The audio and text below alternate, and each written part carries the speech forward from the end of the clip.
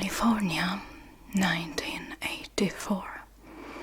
A young woman was found burned alive in the woods. Her identity remained a mystery, and she was buried as Jane Doe. A year later, just 100 miles away, another young woman was found dead in a carton box near a campground. Her identity was also unknown, and she again was buried also as Jane Doe. The second Jane Doe's death was attributed to a serial killer named Benjamin Herbert Boyle, and remained a mystery until 1993.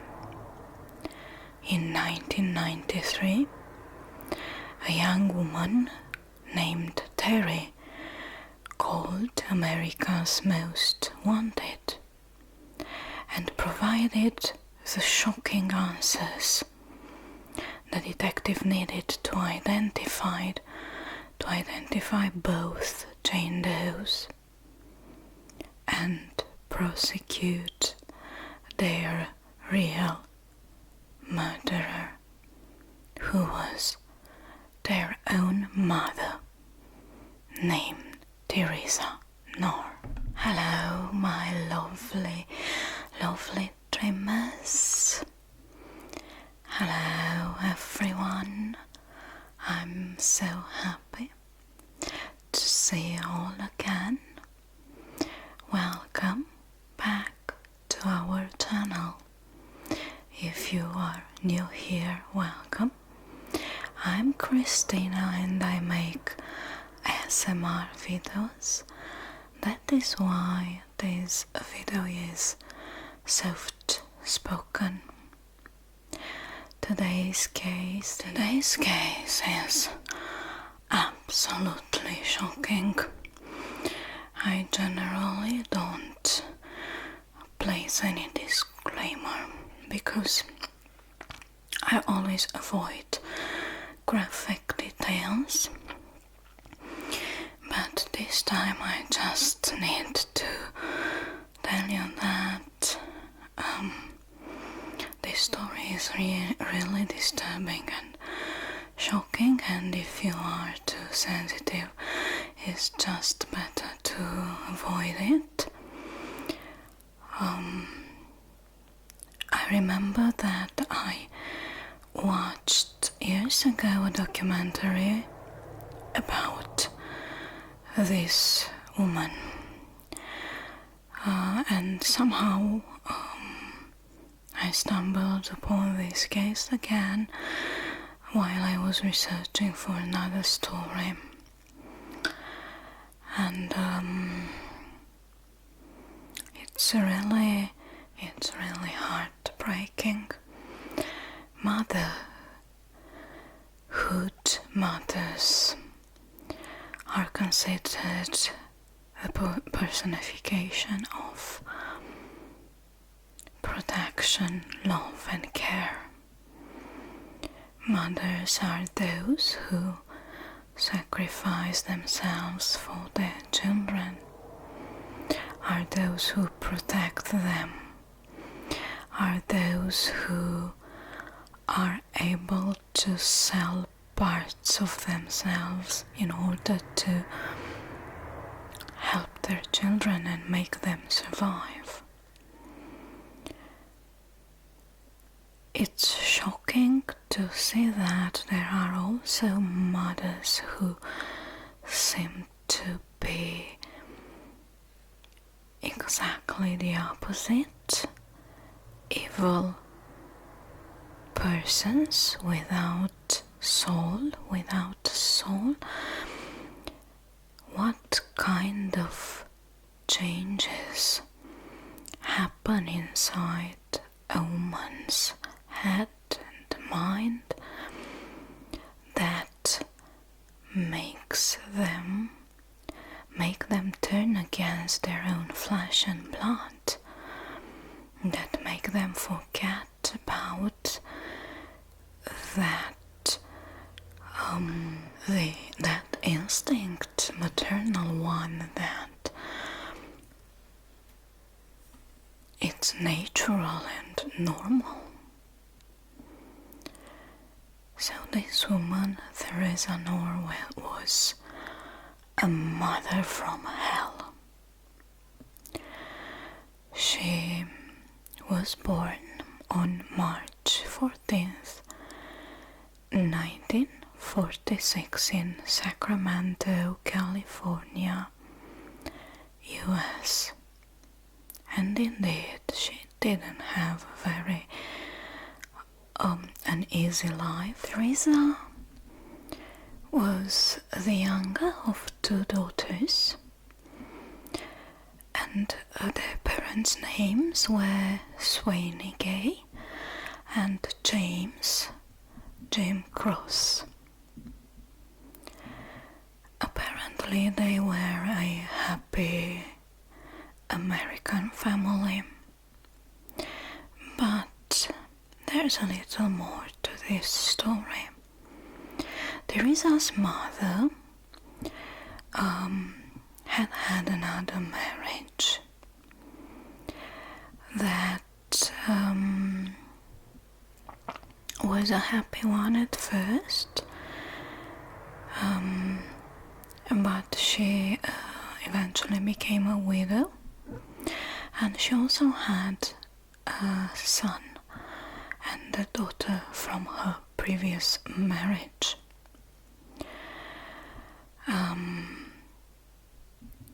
She, as a widow, she met Jim, and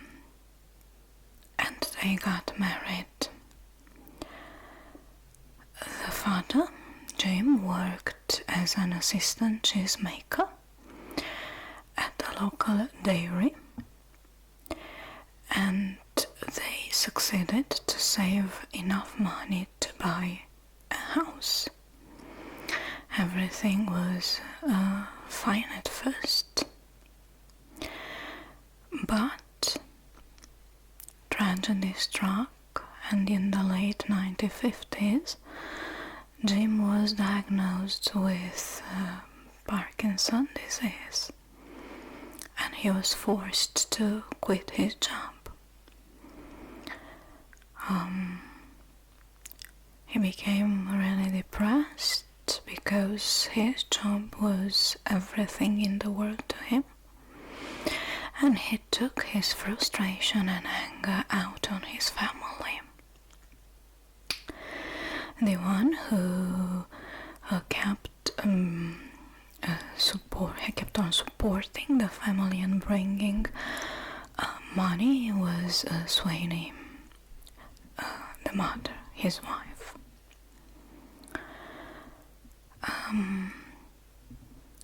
She really worked hard, and her daughter from her previous marriage was the one in charge with taking care of the house and of her younger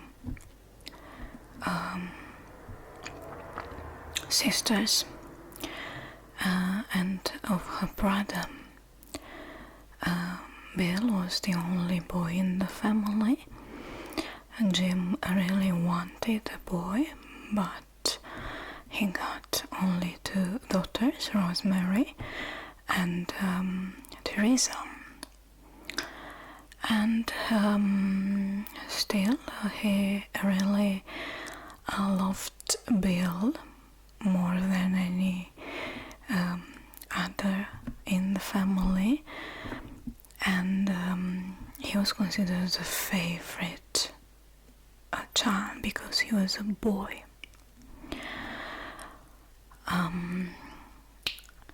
Teresa was her mother's favorite, and she was really, really close to her mother. So her father favorite was Bill, and Teresa was her mother's favorite. The other two daughters worked really hard to help the family, and eventually the older daughter got married. It is said about Rosemary that she was really smart, hardworking, and succeeded to be really successful on her own in the long run. There was some sort of competition between these two daughters. I'm talking about Teresa and Rosemary. Rosemary was a social, outgoing type of girl. She had a lot of friends. She was really tall. But Teresa was considered the beauty of the family, and her mother kept on telling her how beautiful, unique, and special she was, and that she deserved everything in the world because she was extremely, extremely, extremely beautiful. And Teresa worshipped her mother.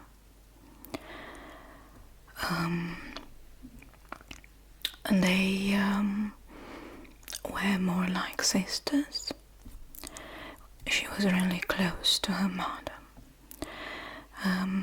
But her mother had very serious health problems. She was obese, very obese and diabetic, and she didn't take care of herself. She wasn't under any kind of treatment. And once, while they were grocery shopping together, her mother collapsed on the floor and died of heart failure while Teresa was holding her hand. That happened in March 1961, and it was devastating for Teresa. She was really overwhelmed by her pain. She could never forget those moments.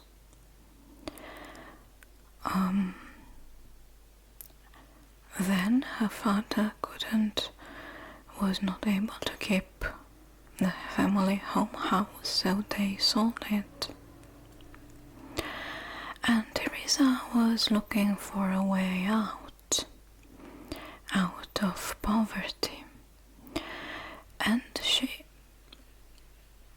was only 16, but she decided that she needed a man in her life to help her get over everything.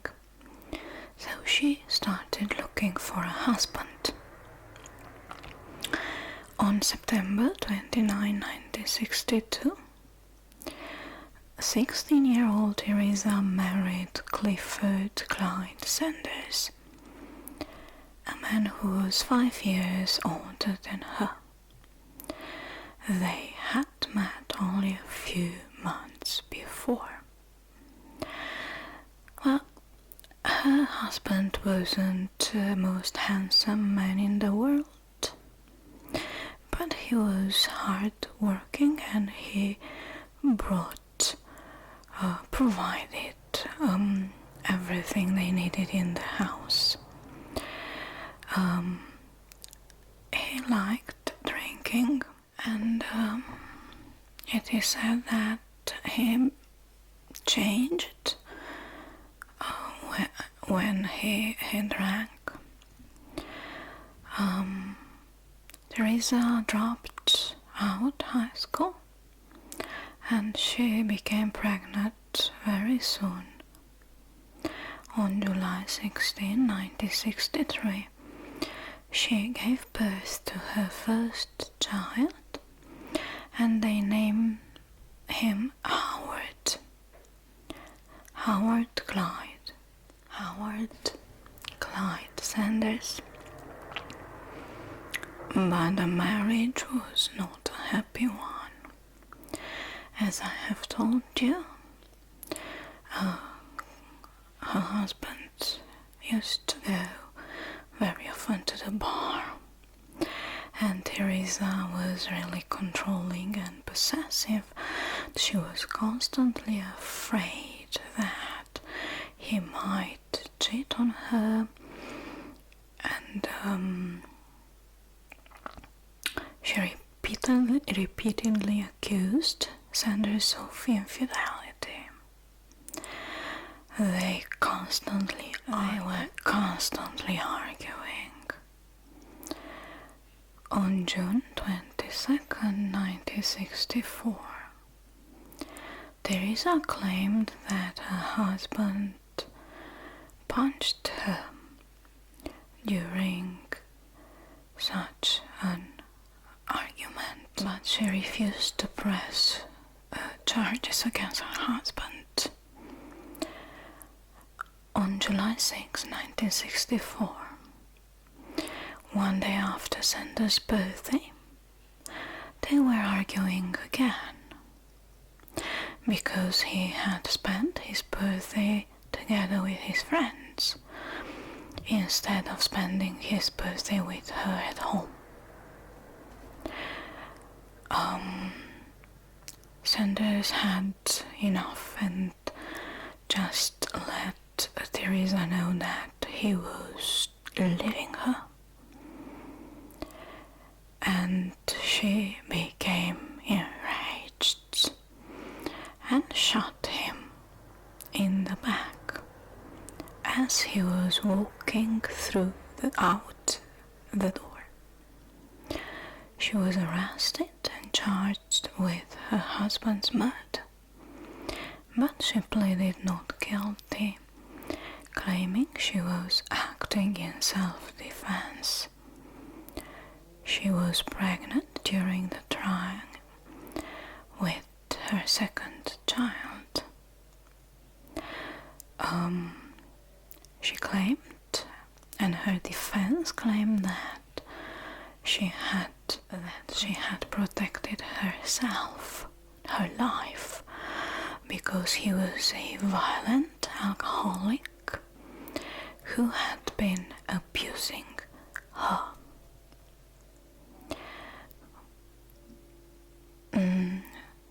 Some relative also testified that he was neither violent nor abusive.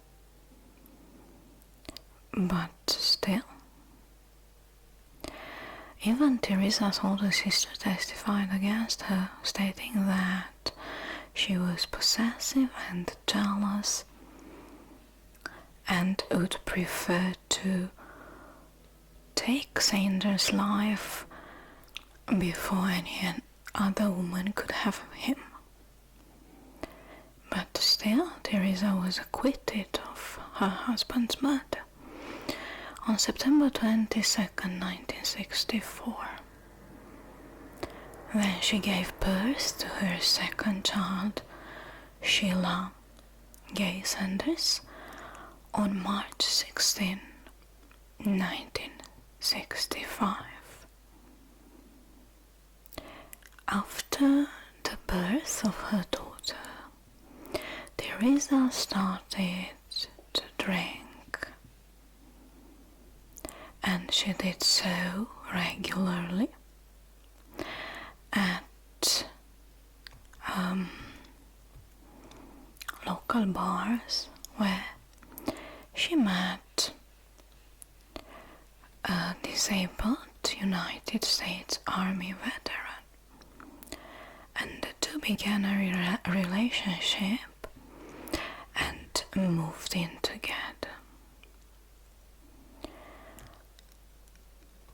During this relationship, Teresa will leave her children with her boyfriend, and she went out partying. When he began to question Teresa where she had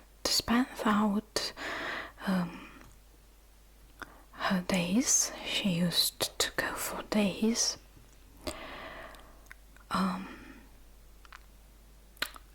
He preferred to end the relationship.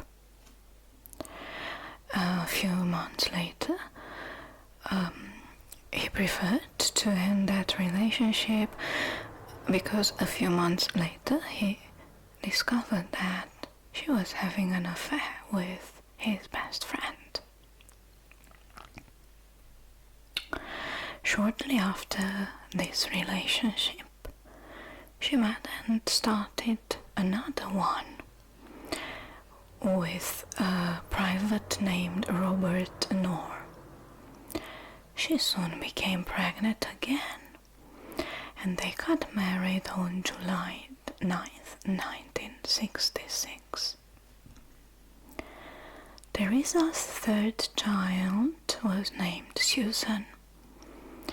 Susan Knorr, and she was born on September 27, 1966. The couple had 3 more children after Susan: William Robert Knorr, who was born on September 15, 1967, and then Robert Knorr Jr., who was born on December 31st, 1968, and Theresa Marie Knorr, who was born on August 5th, 1970. But this marriage, in spite of having so many children together, this marriage was again not a happy one. Teresa did what she knew best, accusing her husband of cheating on her. They constantly argued, and fed up with his wife's constant accusations, Robert left her in December 1970, and he was granted a divorce in 1971. After the divorce, Robert wanted to keep in touch with his children, but Teresa did whatever she could to prevent him doing so. So she refused to let him see his children ever again. She was an attractive woman, so he would marry twice more. Once in 1971, when she married a railroad worker named Ronald. That marriage began to fall apart when Teresa started to do just the same. It was the same pattern. She left her children with her husband while she went out partying for days and nights, forgetting about her family. Fed up, he divorced her in 1972, being extremely convinced that she was having an affair. Her final marriage was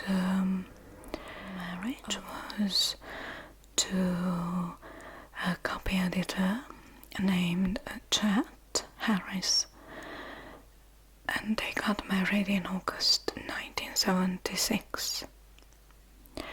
Susan grew close to Harris, and it is said that they used to spend a lot of time together, playing different games, and this made Teresa really jealous. She filed for divorce from Harris in November 1976. And after this marriage, her beauty started to fade away. She started to gain weight, and she drank even more to forget about all these things. Not having a husband to argue with, she turned against her own flesh and blood. She started physically, verbally and psychological abusing her own flesh and blood. She, as I was telling you, she gained a tremendous amount of weight, and she wasn't able to recognize herself in the mirror. Remember that beauty was her secret, a weapon that helped her control a man, helped her attract men, and it was part of her identity. She had been constantly told when she was young, a teenager, that she was extremely beautiful and unique, and she was convinced that she could use that beauty to do whatever she might want it to. But now her beauty was fading away totally, and she locked her children and herself in the house, disconnecting the home phone, refused to allow her children to have guests, friends at home.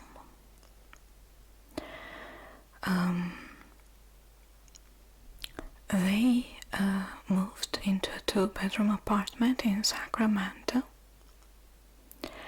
and her eldest son Howard reportedly left home before the move to Sacramento. According to the neighbors, that apartment was extremely filthy and smelled really, really badly.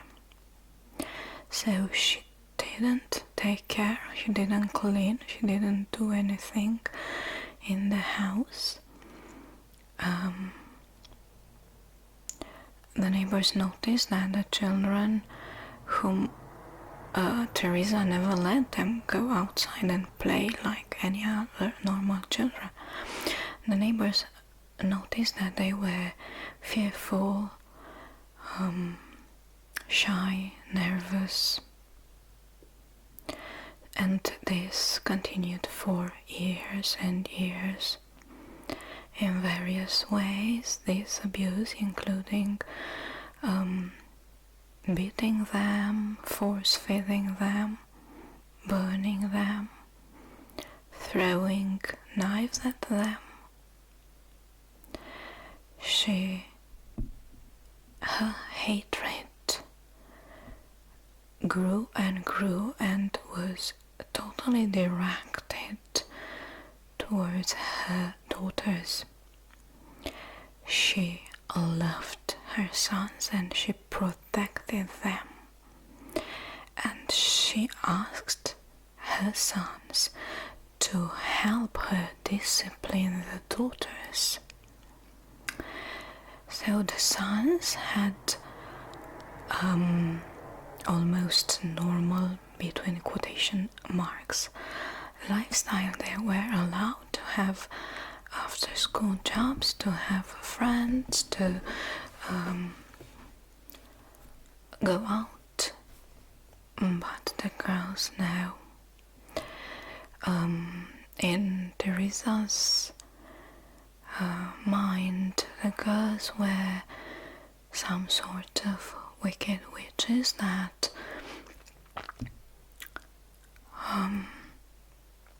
made her look ugly. It was their fault. And she remembered that Susan was close to her last ex-husband, and she accused Susan of witchcraft. She started thinking that her husband had initiated Susan into witchcraft, and that Susan was casting spells on her in order to make her look ugly and gain weight.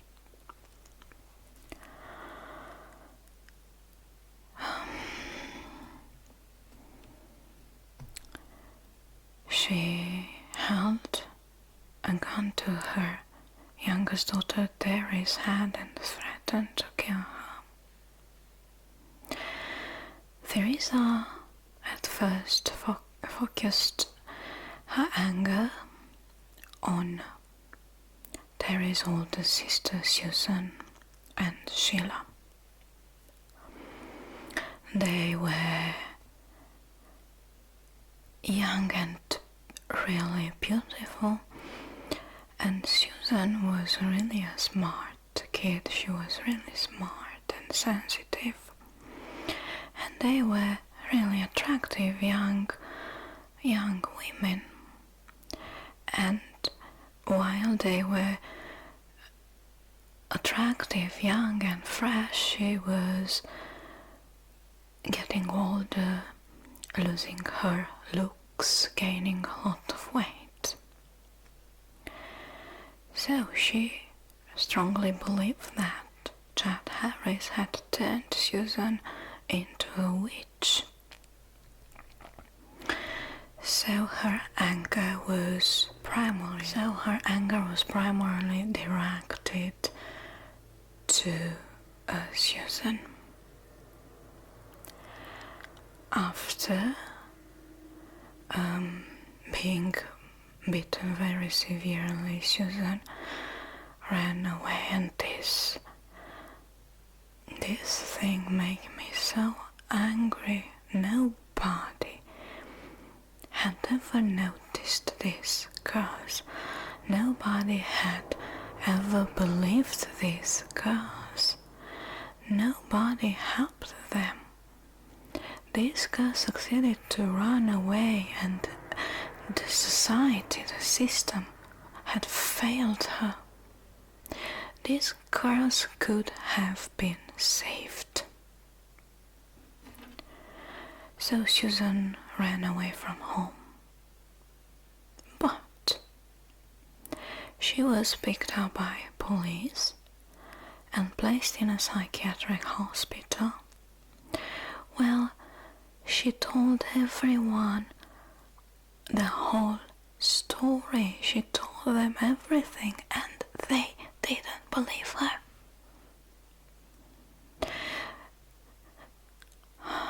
When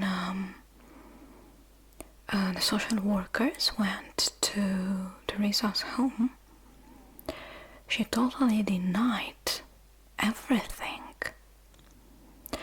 and pretended that Susan had mental issues, and they believed the matter.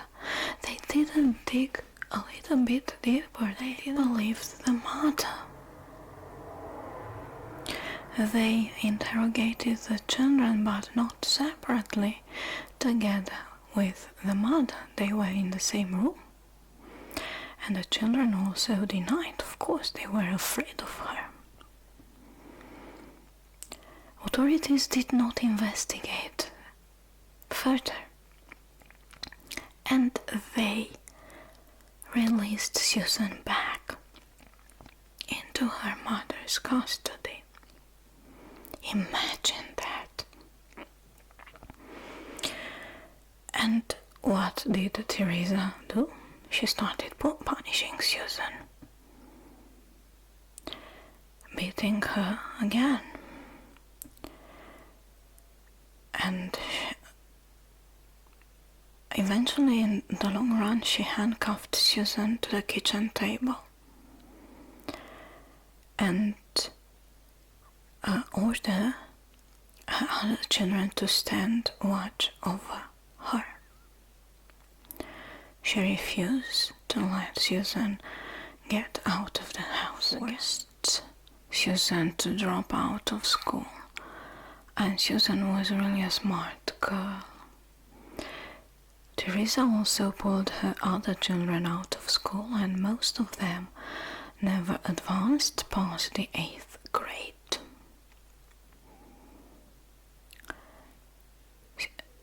Teresa kept Susan under the dining table, making her suffer, and this went on for 2 years. From time to time, she would just let her free. And Susan couldn't take this anymore. She begged her mother to let her go.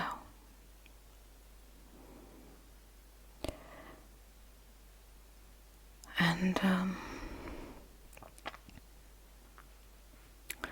one morning, Teresa went absolutely crazy. And it is said that one of the children dropped a spoon on the kitchen floor while they were making oatmeal. And the noise scared Terry, and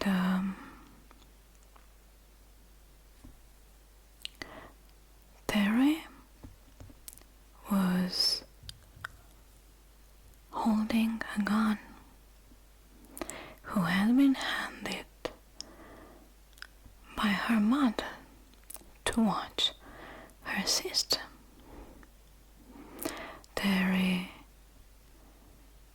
was so scared by the noise of the spoon that the gun went off and hit Susan.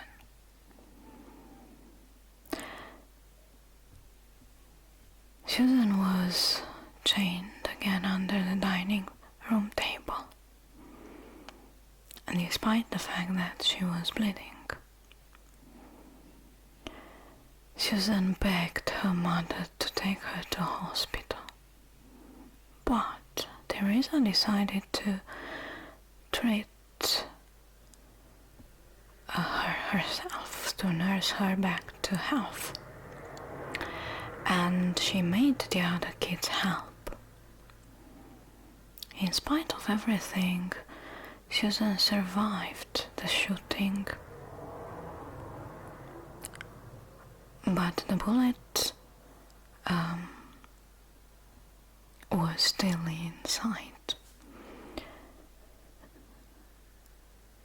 And Susan begged her mother again to let her go, because she couldn't take it any longer.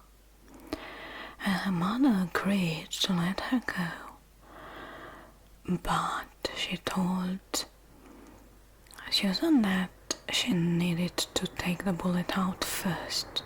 Of course, she was afraid to let her daughter go away with that piece of evidence in her body. And they performed homemade surgery on poor Susan, who was desperate enough to allow this happen. She considered that she would take the risk.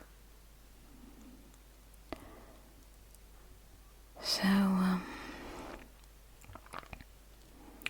they attempted to remove the bullet. Teresa asked Robert to remove it, but this led to infections and sepsis. Poor Susan entered a coma. on July 16, 1984. Teresa packed all Susan's belongings, put them in trash bags.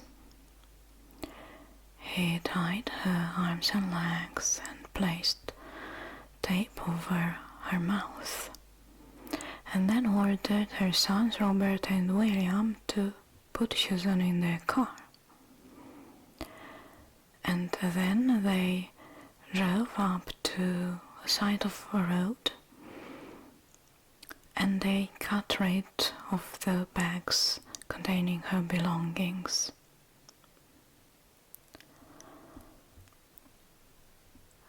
Then she encouraged to pour gas over Susan and set her on fire. And Susan was not dead, she was in a coma. And Susan's body was found the following day. Due to the state of the remains, she could not be identified, and she was classified as Jane Doe, number 487384. Just wondering, no dental records, no, still, it's really strange.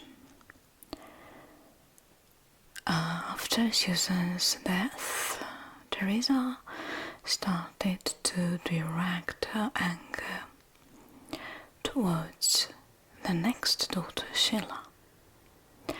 She decided that Sheila had to earn her living in the streets.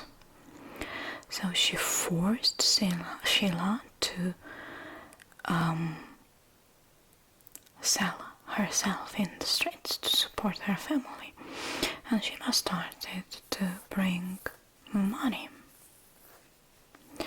Teresa did not work, and she received unemployment benefits from the state of California.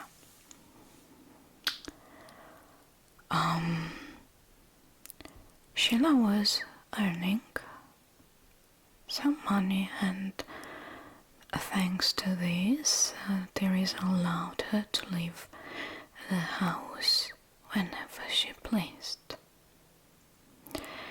But still, after some weeks, Teresa became angry again, accused Sheila of being pregnant, and she accused her of contracting a certain type of disease, which Teresa claimed she caught from Sheila, from the bathroom seat. Sheila, of course, denied the accusation, but Teresa tied her and continued to punish her for that. And finally, she locked her in a closet with no ventilation. And Teresa forbade her other children from giving Sheila food or water, or to even open the door to that closet. Teresa turned against her mother and gave Sheila a beer. To end the punishment, Sheila confessed to being pregnant and having that disease. Of course, it wasn't true, but Teresa claimed he was lying and continued to refuse to let her out of the closet. Sheila kept on crying and begging, and they just ignored her and Turn the volume of the TV louder to cover the screams. Poor Sheila died 3 days later on June 21st, 1985, of dehydration and starvation. Teresa left her in the closet for 3 days. And at a certain point she felt that type of smell and ordered her sons William and Robert to get rid of Sheila's body, because that was causing a very bad smell that filled the apartment. The boys placed Sheila's body in a cardboard box which they got from work, and they disposed the body near the Tahoe airport, where she was discovered a few hours later. Again, she was never identified and was classified as John Doe 660785. Even though Sheila's body had been removed from the closet, the smell remained and could be felt all over the apartment, and Teresa became very concerned that this could implicate her in Sheila's death. And they decided to move. She decided to move her whole family. On September 29th, 1986, Teresa moved the family belongings out of the home and ordered Terry to burn down the apartment in order to destroy any evidence. During the night, Terry tried to set the apartment on fire, but she didn't succeed to do so. The fire did little damage, and neighbors were able to report the fire before it was able to spread. The closet in which poor Sheila died was not damaged. And after Teresa's arrest, investigators were able to remove the subfloor from the closet to test it for physical evidence. After leaving the Sacramento apartment, Teresa tried to hide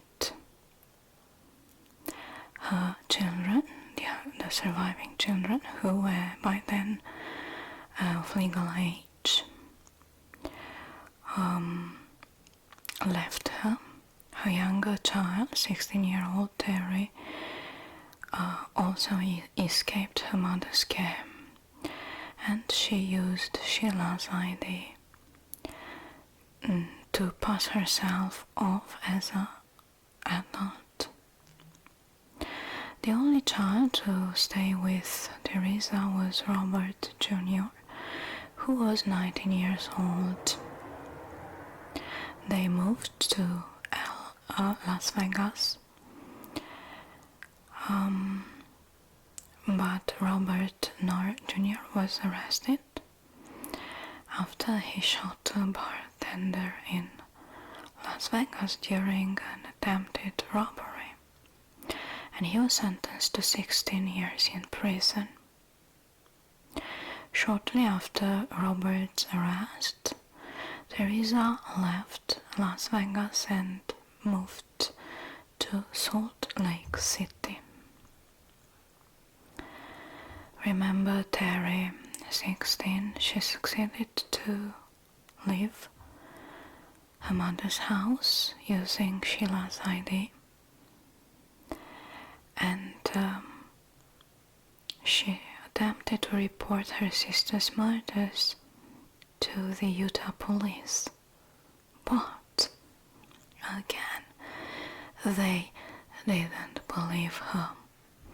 They considered her stories as invented stories. They advised her to get professional help. They called a therapist to visit her. So again, they failed her again. On October 28th, 1993, Terry phoned to the hotline for a TV program and was told to contact detectives in Placer County, California, where Susan's body had been found. And it was then when the detectives took her claim seriously, followed the lead, and soon they were able to link the two Jane Does found in the area in 1984 and 1985 to Terry's detailed stories of her sister's death. William Knorr was arrested on November 4th, 1993, in Woodland, California, where he had been living and working. Robert Knorr Jr. was charged with his sister's murders while he was serving his 16-year sentence in Nevada. On November 10, 1993, Teresa was arrested at her home in Salt Lake City. She was doing really fine. She was well dressed and wearing makeup. And she was working as a caretaker for 86-year-old woman who is the mother of her landlord. On November 15, 1993, she was charged with 2 counts of murder, 2 counts of conspiracy to commit murder, and 2 special circumstances charges. Initially, she pleaded not guilty, but then she made a deal with the prosecution, and she learned that her son Robert had agreed to testify against her in exchange for a reduced sentence. After that, she pleaded guilty. On October 17, 1995, she was sentenced to 2 consecutive life sentences. She is in present incarcerated at California Institution for Women in California. She had a parole hearing in July 2019, but was denied release. Her next parole hearing will be in July 2024. William Knorr was sentenced to probation and ordered to undergo therapy for participating in his sister Susan's murder. In exchange for his testimony, the prosecution dropped all charges against Robert Knorr Jr., save for 1 count of being an accessory after the fact in relation to Sheila's murder. Robert Jr. pleaded guilty to the charge and was sentenced to 3 years in prison, which was served concurrently with his 16-year sentence. Following Teresa's arrest, police decided to reopen the murder case of her sister, remember Rosemary, who was found strangled at the end of a dead-end road in Placer County in 1983. after she went grocery shopping in Sacramento, but they determined that Teresa was not involved in her sister's death.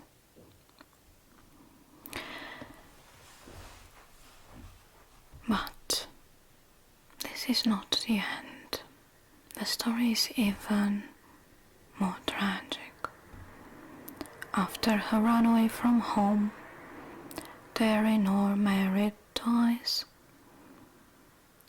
and she worked as a grocery store cashier in the same neighborhood where her mother had also lived and worked before her arrest. She had always felt guilty for not being able to do more for her sister, for not being able to help her sisters.